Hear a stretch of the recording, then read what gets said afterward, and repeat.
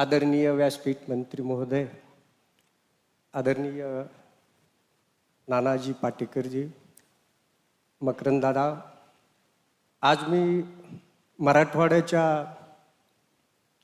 बीड जिल्ह्यातल्या आणि सातत्य दुष्काळातल्या भागातून आलो आहे आणि माझा व्यवसाय शेती असल्यामुळे आणि नाम फाउंडेशनचं फार मोठं काम माझ्या गावातही झालेलं आहे.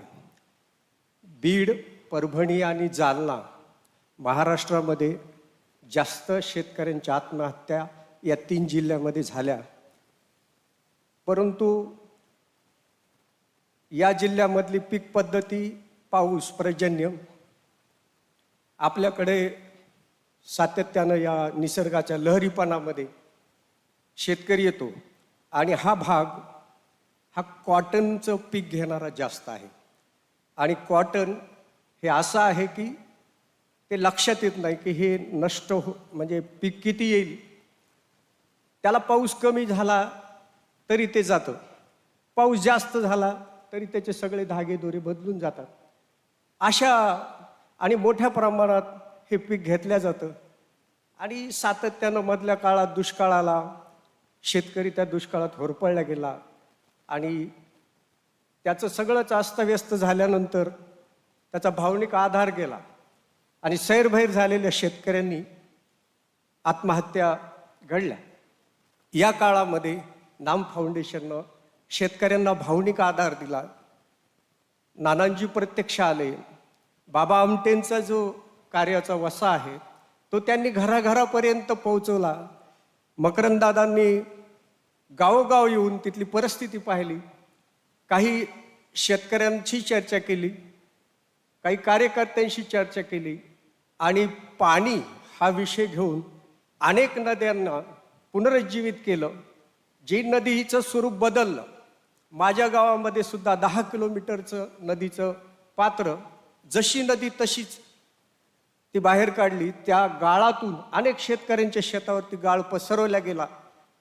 या नदीचा फायदा माझ्या गाव 5000 लोकसंख्येचं आहे, जनावरं मिळून असं फार मोठं पाण्याचं स्रोत लागतं आणि अलीकडं जनावरं सुद्धा आता वरचं पाणी पित नाहीत, जमिनीतलंच पितात. त्या आणि अशा दुष्काळी परिस्थितीमध्ये विहिरी आटल्यानंतर, बोरवेल कोरडे पडल्यानंतर अतिशय दयनीय अवस्था शेतीची होऊन जाते. अशा वेळी आता रान सुसाट होऊन जातं. त्यावेळेला कुणाचाच आधार राहत नाही. अशा वेळी नानांजी आणि मकरंदजी या दोघांनी गावकुसातल्या माणसासाठी फार मोठं काम केलं. आता तुम्ही ते सगळं ऐकलेलं आहे. याबरोबर आणखी एक गोष्ट सातत्यानं महाराष्ट्रामध्ये प्रामुख्यानं मानतो की शेतीमध्ये शेतकऱ्याबरोबर शेतात राबणारी जी महिला आहे तिचं फार मोठं योगदान आहे. तिचं सकाळपासून संध्याकाळपर्यंत राबणं, जनावरांची, वासरांची, पासरांची, दुधाखेतांची सगळ्याची काळजी घेणारी, अतिशय कष्टमय जीवन जगणारी ही शेतकरी महिला आहे. या महिलेची जर पहिल्यांदा कोणी दखल महाराष्ट्रात आणि देशात घेतली असेल तर ती नाम फाउंडेशननं घेतली. प्रामुख्यानं या महिलेचं स्वरूप, तिचं दुखणं, तिचं वरबडलेलं आयुष्य नानाजींनी प्रत्यक्ष माता भगिनी आजही त्यांच्या डोळ्यामध्ये ज्या भाव आहे त्या महिलांच्या आणि असंख्य आत्महत्या केलेल्या शेतकऱ्यांचं जीवन, फार उद्ध्वस्त झालेलं कुटुंब, त्या कुटुंबातली ती कारभारी, तिचं शेतीतलं असणं हे फार भयावह आहे.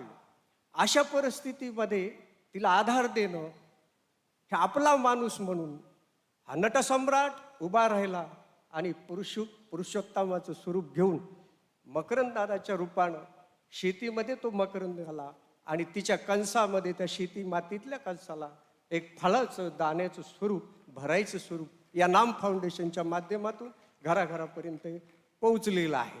हे मराठवाड्यातलीच नव्हे, महाराष्ट्रातली सर्वत्र परिस्थिती आहे. सर्वांनी ते मानलेलं आहे.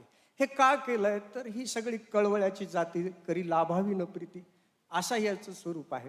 आणि नाना तऱ्हेनं हे येत आहे. म्हणजे संत उदार उदार भरिले अनेक रत्नांचे भांडार अशा स्वरूपामध्ये काम चालू आहे आणि हे उत्तर घडत राहू अशी सदिच्छा व्यक्त करून मी थांबतो. धन्यवाद.